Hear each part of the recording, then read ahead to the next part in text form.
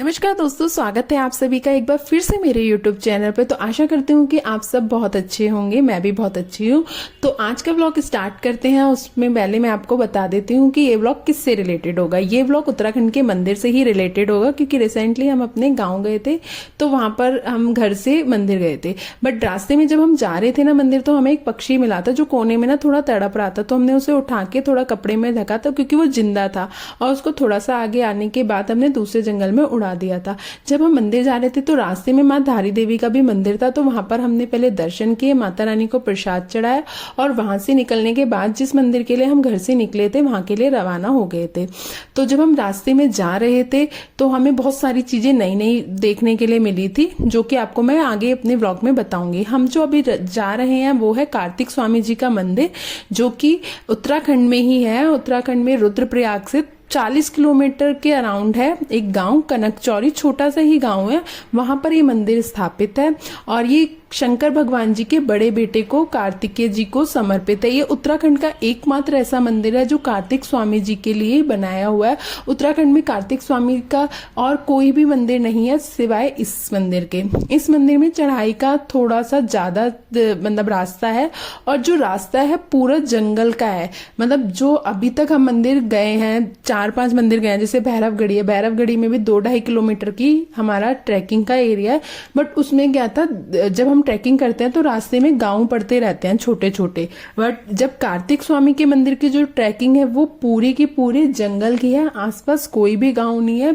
Even आपको जब हम जाते हैं ट्रैकिंग के लिए तो रास्ते में कुछ मिलेगा भी नहीं। तो इसलिए मेक श्योर कि आप जब भी यहाँ कभी जा रहे हैं ट्रैकिंग के लिए, मंदिर में दर्शन के लिए, तो आप अपने साथ पानी जरूर लेके जाएं, क्योंकि रास्ते में पानी की कोई भी सुविधा नहीं है।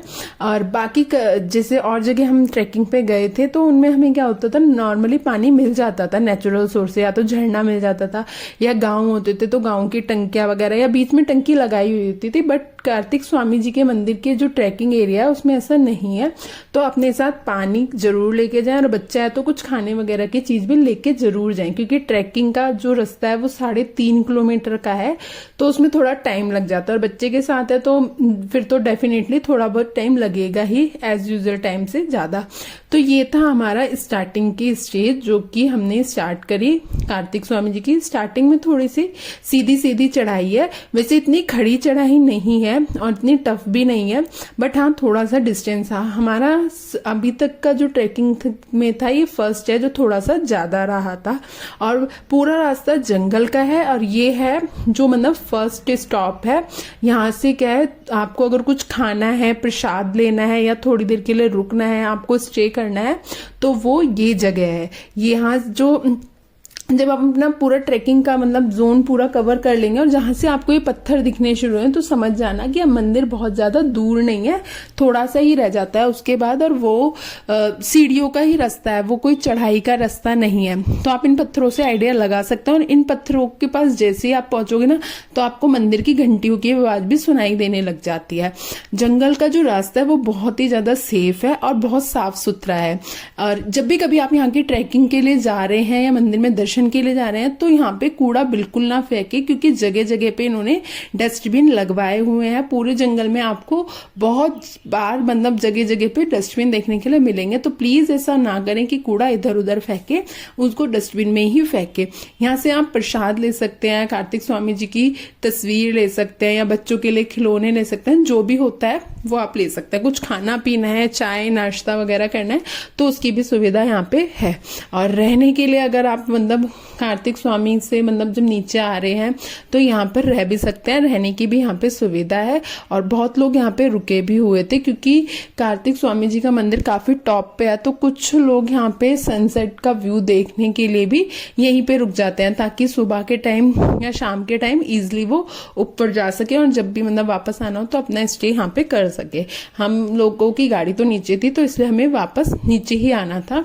फिर ये यहाँ से सीढ़ियों का रास्ता शुरू हो जाता है। सीढ़ियां 300 प्लस है यहाँ पे, लगभग 320 के करीब है यहाँ पे जो है।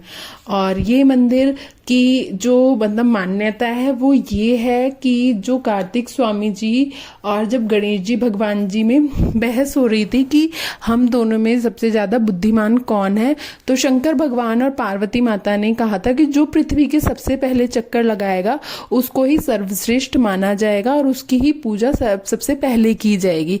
तो जब कार्तिकेय जी तो अपने वाहन पे मोर पे पृथ्वी के चक्कर लगाने निकल गए थे, बट गणेश भगवान जी ने अपनी बुद्धि का और चतुराई का इस्तेमाल करते हुए शंकर भगवान और पार्वती माता के ही चक्कर लगा लिए थे, क्योंकि उनका मानना था कि माता पिता ही हमारा पूरा ब्रह्मांड है और जो पूरा ब्रह्मांड है वो माता पिता के अंदर ही समाया हुआ है। तो उन्होंने इस चतुराई के द्वारा अपने परिक्रमा माता पिता के चारों ओर लगा के कर ली थी, जिस बात को शंकर भगवान और पार्वती माता ने भी माना था और इसीलिए उनको आशीर्वाद मिला था कि प्रथम पूजनीय जो होंगे आज से गणेश जी होंगे। पर उस बात से रुष्ट हो गए थे कार्तिकेय भगवान जी, जिस वजह से उन्होंने अपनी जो शरीर की हड्डियां थी वो शंकर भगवान को समर्पित कर दी थी और अपने शरीर का जो मांस था वो माता पार्वती को दे दिया था। तो यहाँ पर जो कार्तिक स्वामी जी की मूर्ति बनी हुई है वो उन्हीं हड्डियों की बनी हुई है। और जब हम मंदिर के एंट्रेंस पे जाते हैं, जहाँ पे मैंने आपको दिखाया था आप स्टे कर सकते हैं, वहां पर भी ये पूरी की पूरी कहानी एक पत्थर पे लिखी हुई है। यहाँ पर आपको जंगल में देखने के लिए मिलेगा कि बहुत सारे पेड़ों पे लोगों ने चुन्नी बांध रखी है और चूड़ियां पहना रखी हैं और उन्हें वन देवी का नाम दिया गया है। तो लोगों का मानना है कि यहाँ पर जो वन में की देवियां हैं ना और जो परियां हैं वो यहाँ की रक्षा करती हैं, तो इसलिए लोग उन पे पेड़ों पे चुन्नियां बांधते हैं और चूड़ियां चढ़ाते हैं। इसके पीछे एक कहानी भी बताई गई थी कि एक मतलब ये कहानी है, मैंने मतलब उत्तराखंड के लोग भी बताते हैं ये और गूगल पे भी है कि पहले कहा जाता था कि यहाँ के जो जंगल है, जो नीचे जंगल है पूरे, उनमें परियां रहती थी और जब भी कोई बहुत ज्यादा सुंदर लड़का आता था तो वो उसको मतलब यहाँ से उठा के ले जाती थी। ऐसा कहा जाता है कि यहाँ की वन के अंदर आज भी परियां रहती हैं।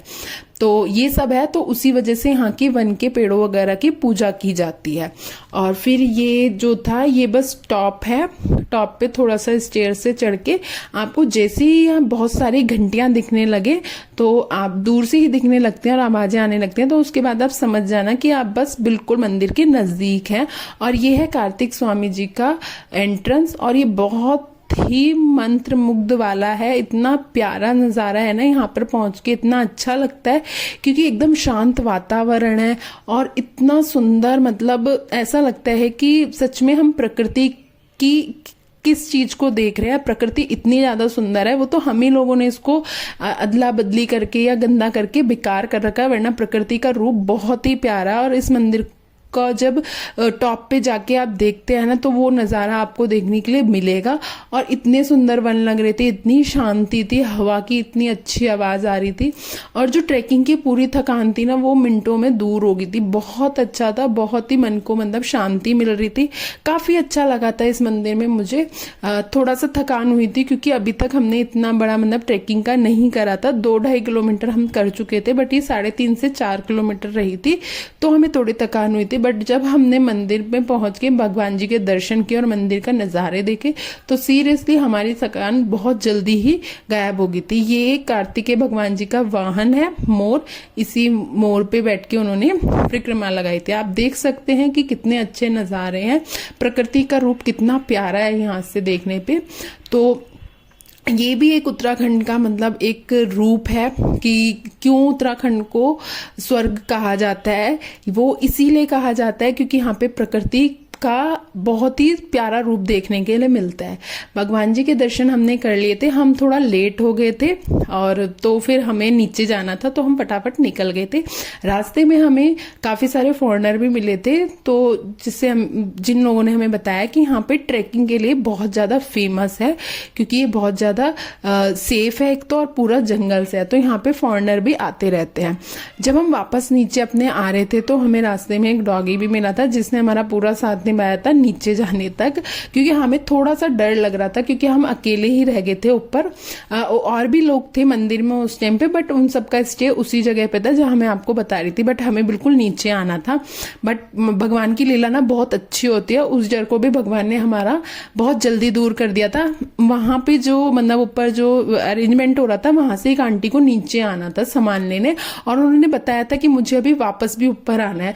तो उनकी मतलब मैं तो ताकत देख के और उनका स्टेमिना देख के ना दंग थी कि वो हमारे साथ 3.5-4 किलोमीटर नीचे आई, और फिर नीचे से सामान लेके भी साथ के साथ ही वापस ऊपर भी आए। तो भगवान जी ने हमारी हेल्प की और उन्हें हमारे साथ भेजा, और उस डॉगी को भी, जिससे हमारा थोड़ा डर कम हो गया था। वैसे तो जंगलों में जो भी पवित्र स्थान होते हैं वहां ऐसा कोई डर नहीं होता, बट हमारे साथ बच्चा था और बारिश बहुत ज्यादा हो गई थी, तो इसलिए हमें थोड़ा सा अजीब सा लगने लग गया था कि हम नीचे कैसे जाएंगे, क्योंकि जाना जरूरी था, क्योंकि हमारा सारा सामान नीचे था।